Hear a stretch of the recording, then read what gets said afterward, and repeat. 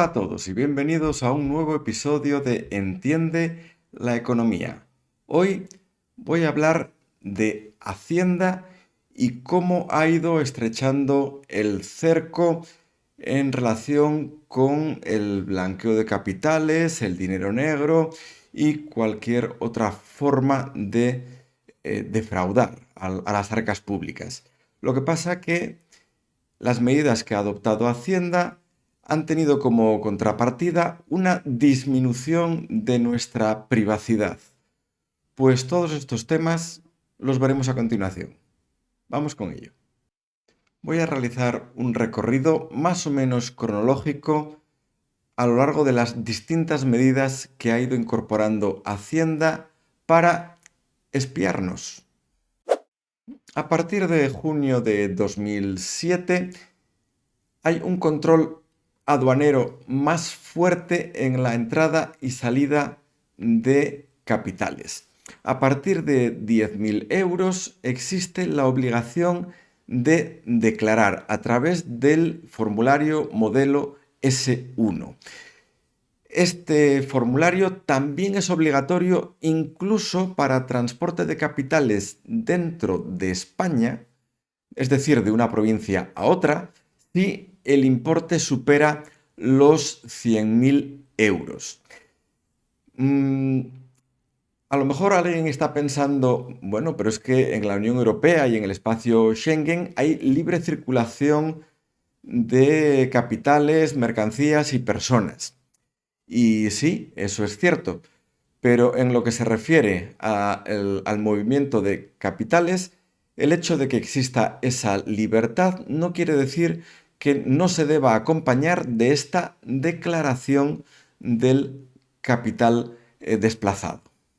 A la hora de realizar el cálculo de esos 10.000 euros, es importante saber que las joyas personales que lleve uno consigo en el momento de, pues de pasar la frontera no computan. Es decir, relojes, anillos, pulseras, collares, pendientes no computan en el cálculo de esos 10.000 euros.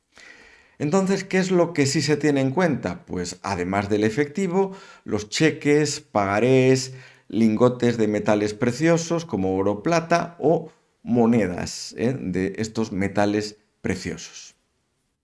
¿Cuál es el riesgo si hay incumplimiento de esta medida? Bueno, pues si tú intentas salir del país o entrar en el país con una cantidad de dinero superior a los 10.000 euros y sin haber rellenado el formulario S1, pues te expones a una retención cautelar de ese dinero, es decir, una especie de incautación provisional, y a una posterior sanción por parte de la Administración. Abril de 2010. Comienza la obligación de comunicar datos para los ingresos bancarios en efectivo, o por lo menos para aquellos ingresos bancarios en efectivo que rebasen un determinado nivel. En concreto, a partir de 1.000 euros es necesaria la identificación de quien realiza el ingreso y en algún banco incluso menos para este límite. Cuando se hacen ingresos por más de 3.000 euros, incluso en algunos bancos puede ser un importe menor, se genera una alarma interna y se va a requerir una justificación del origen de esos ingresos, pudiendo iniciarse a partir de ese momento un seguimiento de la persona o del caso concreto. Ese seguimiento puede terminar con una comunicación al Servicio Ejecutivo de la Comisión para Prevención del Blanqueo de Capitales. Tú siempre puedes decir que son ahorros que tenías guardados en casa. Eso no suele dar problemas, salvo que sea una justificación que utilices con una frecuencia mayor de lo razonable. Es decir, a ver, si tú esta semana haces un ingreso de 3.000 euros que se corresponden con ahorros que tenías en tu casa y el mes que viene haces otro ingreso semejante y al siguiente otro y al siguiente otro, pues evidentemente saltan las alarmas y empieza a ser obvio que tú tienes algún otro ingreso adicional a los que tienes declarados. Claro, se han difundido en estos años algunos mitos, algunos bulos del tipo de que si haces este tipo de ingresos te van a quitar el dinero o te van a multar automáticamente por hacer un ingreso de más de 1.000 euros. Evidentemente, esto no es así, ¿eh? Únicamente ya hemos visto que puede dar lugar al comienzo de un trámite más largo en el que hay que hacer una serie de verificaciones. Nada más. A partir de diciembre de 2012 existe la obligación de declarar los bienes que están ubicados en el extranjero. Para ello hay que rellenar el modelo 720 de Hacienda.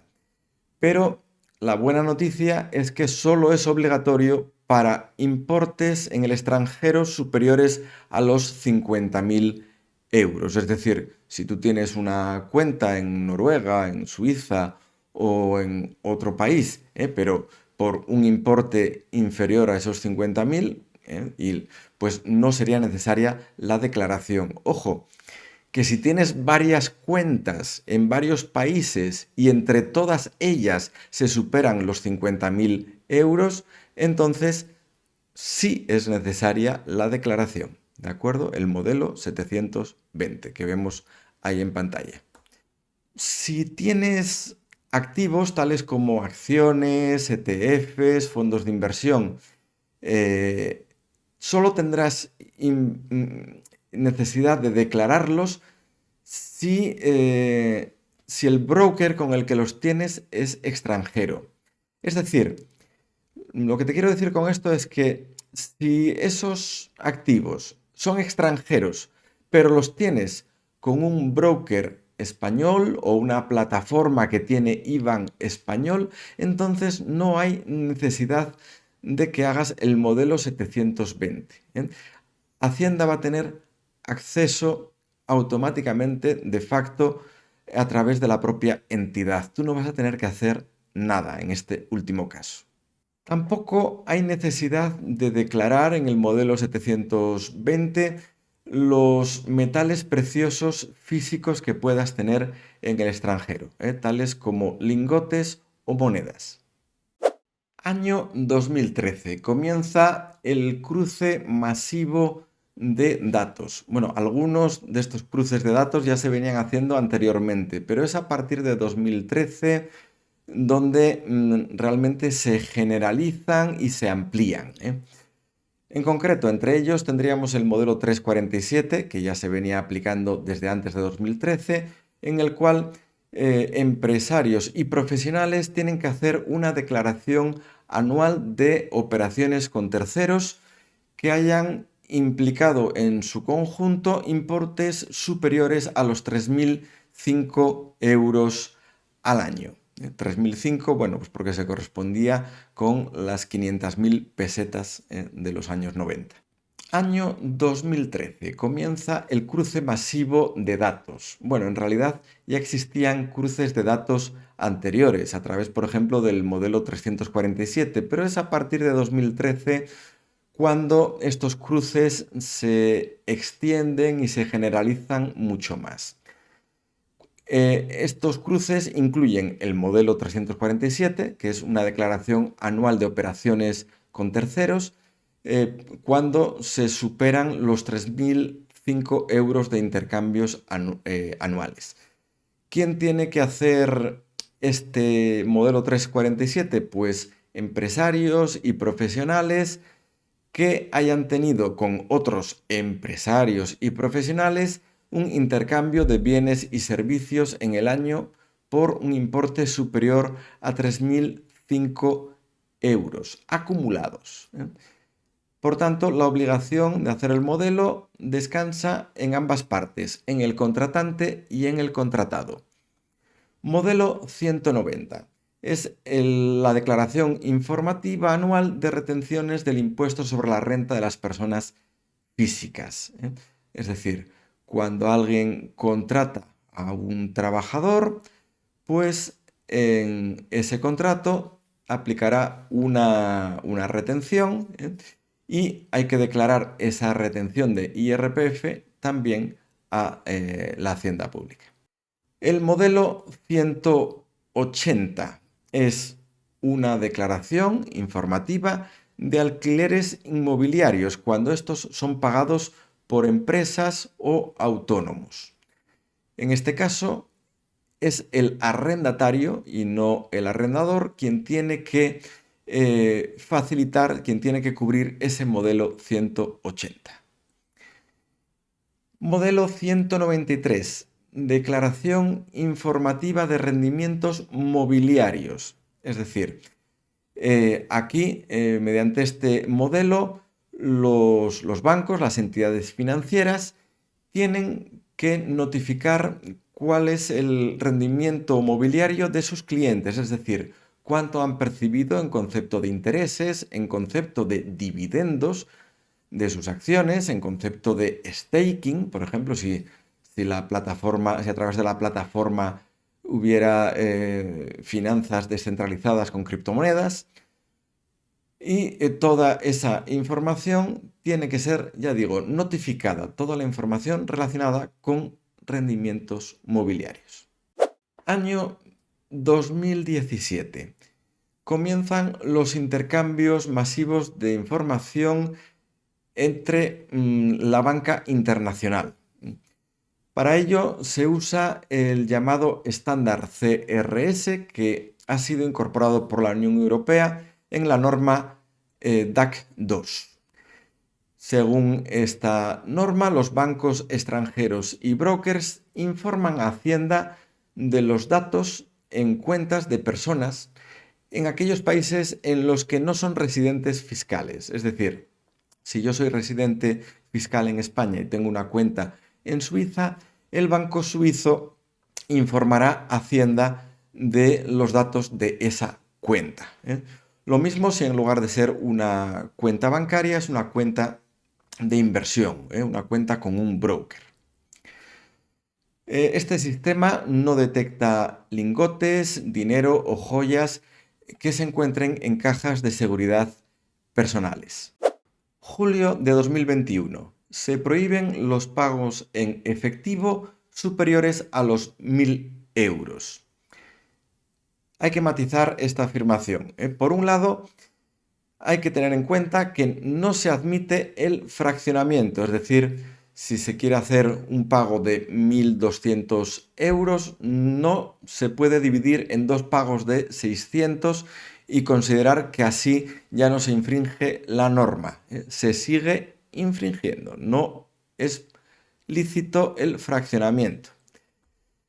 Tampoco se admite utilizar dos medios de pago. De nuevo, en el ejemplo de los 1.200 euros, pues si yo quiero pagar a un fontanero que ha hecho una reparación en mi casa 1.200 euros, no puedo pagarle 600 en efectivo y 600 pues con una tarjeta de crédito, por ejemplo. En caso de incumplimiento, son responsables ambas partes, tanto el pagador como el cobrador. Recordemos que solo es de aplicación esta prohibición cuando en el intercambio de bienes o servicios interviene un profesional o una empresa. Por tanto, entre particulares no existe este límite.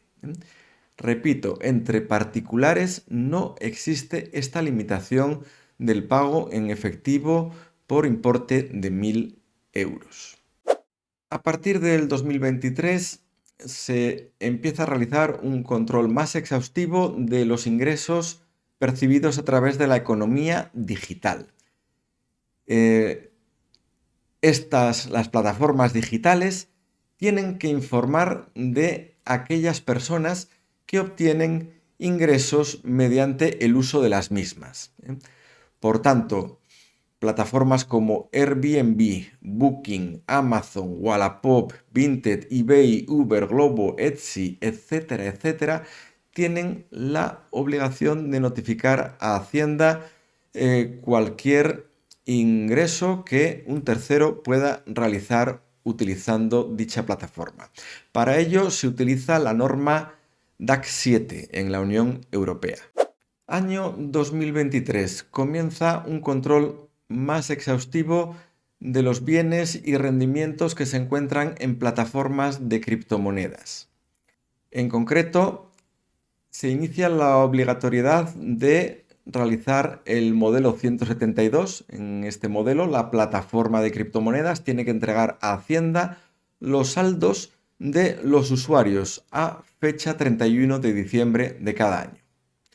Además, tiene que entregar también el modelo 173, es decir, las plataformas también informan a Hacienda de todas las operaciones de compras, ventas, permutas, transferencias y operaciones de finanzas descentralizadas, ejemplo típico el staking, que haya realizado el usuario a lo largo del año. Este control, aunque ya se viene realizando, decimos, masivamente desde 2023, confluirá a una norma única en el 2026, la norma DAC 8 de la Unión Europea. También desde el 2023 se ha iniciado un control más exhaustivo de los Bizum. Bueno, en primer lugar, cabe destacar que Bizum nunca fue anónimo. Bizum siempre fue equivalente a una transferencia bancaria. Por lo tanto, tampoco es que antes del 2023 hubiera ningún tipo de secretismo en el uso de los Bizum. Este control sobre los Bizum pone el foco especialmente en los profesionales. Saltarán alarmas cuando los profesionales reciban muchos Bizum de multitud de personas y especialmente si se repiten determinados importes.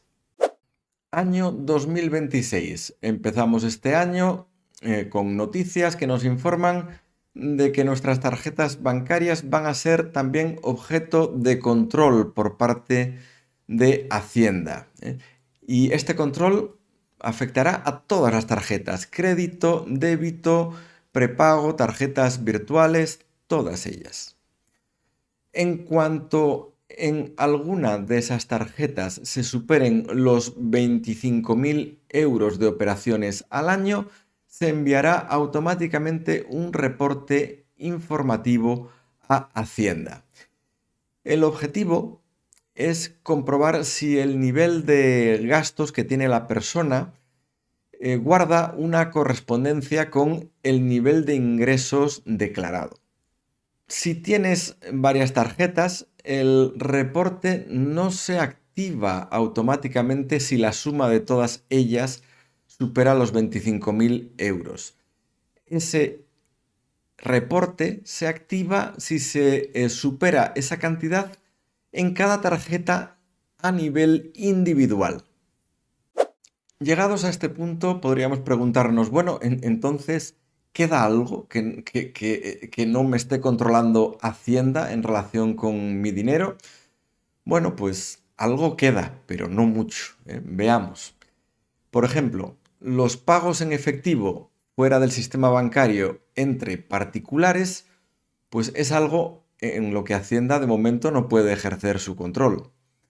De momento, porque si en el futuro se sustituye el efectivo por el llamado euro digital, esto podría cambiar también. Tampoco tiene controlado Hacienda los bienes físicos que no estén registrados. Es decir, una persona puede tener mucha riqueza en oro, plata, joyas, arte, coleccionables y no podría ser controlado tan fácilmente por Hacienda. Tampoco se controlan los bienes que están en cajas de seguridad privadas, ya sean nacionales o extranjeras. Y tampoco es posible el control sobre las criptomonedas que se encuentran en autocustodia, es decir, que se encuentran en nuestra propia wallet fría. Ojo, que estas cantidades, que estos capitales no se encuentren tan controlados, no signifique que podamos realizar a través de estos medios ilegalidades o esperar una invisibilidad sobre estos bienes. Una queja de muchos contribuyentes, especialmente los que han tenido que pasar por revisiones e inspecciones con Hacienda, es la presunción de culpabilidad. Es decir, Hacienda va a estar siempre pendiente de si aparecen bienes o incremento patrimonial que no puedas justificar.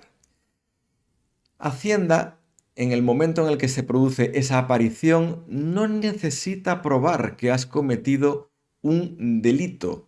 Eres tú el que tiene que demostrar que esos bienes tienen un origen lícito.